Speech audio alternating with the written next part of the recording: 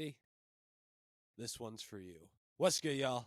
Welcome back to the Titans Rundown. I am your host, Micah McCamey, and I think I need to address the elephant in the room before I get started above everything else. This episode we're going to talk about Jamal Adams in a few minutes, but I just wanted to give some context for my wardrobe. My poppy, always loved the cowboy hat, and I feel like that I just had to wear it in this episode to show him my honor and respect. And I am also wearing his Eddie George jersey, and I really hope that I am able to show him as much honor as I possibly can. Also, I'm thinking about letting the cowboy hat stay on for a little bit.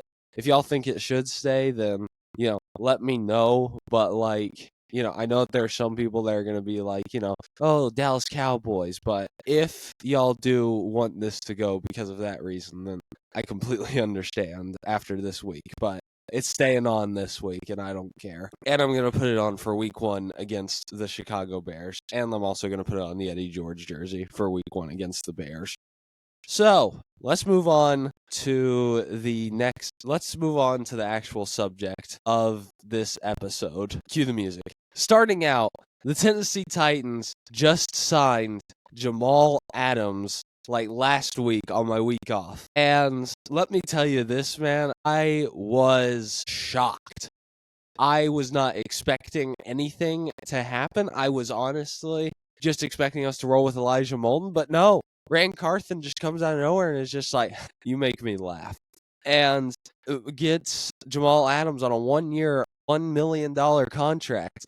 This is an absolute steal, if I'm being honest. I think that we're getting a good talent for a lot less money than we could have gotten Justin Simmons. Justin Simmons was looking for $13 million a year or something like that.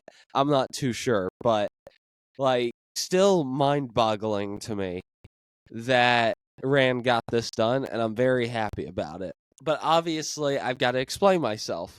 I got to explain why I think this is a good signing. So, basically, what I really like about this signing is the fact that he's a great scheme fit. He is perfect for a blitzing system because he's not that amazing in coverage, but he can get to the quarterback. I believe he has a record in sacks for a safety in an NFL season, so do with that what you will, but dude, that's just kind of insane to me. That he can finally stop that we have another safety to pair up with Amani Hooker, and that completes the secondary, and it makes us significantly better.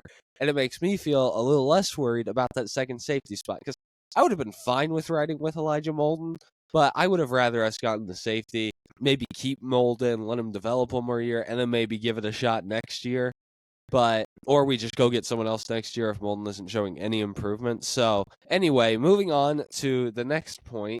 He's reuniting with Denard Wilson. Now, this is one of my favorite parts about this entire thing, honestly. The years that he was best were with Denard Wilson, and that makes me think that he can try and capture those years this year with the Titans, and I hope and pray that he does, because that would... I think that we could be Super Bowl contenders, quite honestly, if Jamal Adams gets back to what he was. I'm not expecting him to get back to what he was at all, but I am really excited to see how he plays. And I know that a lot of people are going to tell you that he's washed.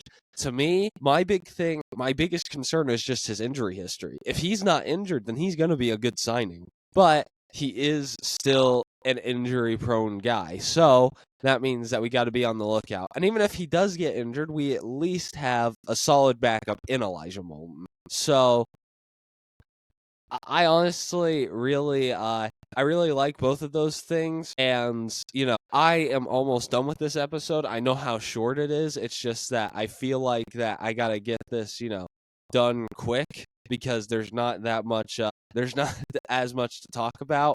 But also, I do want to address this. The Titans fan base. To all of the people who are saying that Jamal Adams should not start and that Elijah Molden should. Just stop. Please, just stop.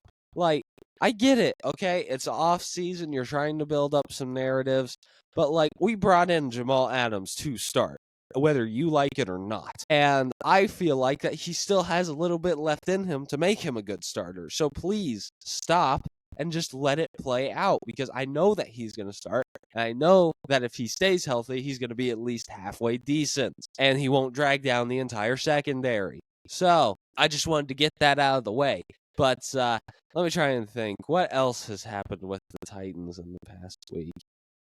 Oh yeah, training camp is coming soon. We're about like what, a week out ish? Yeah, we're under a week out, and yeah, I'm really excited to see what's going to happen in training camp.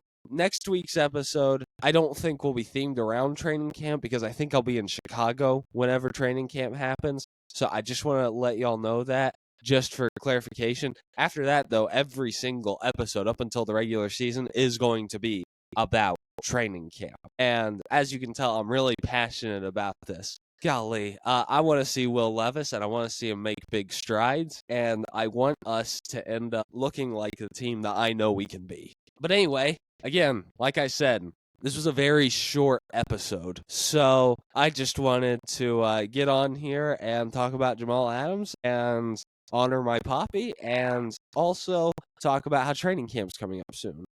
So that's it for today's episode. I have Instagram, Twitter, and TikTok if y'all want to go check it out. The links will be in the description. And for people listening over podcasting, I also have YouTube, all under the Titans Rundown.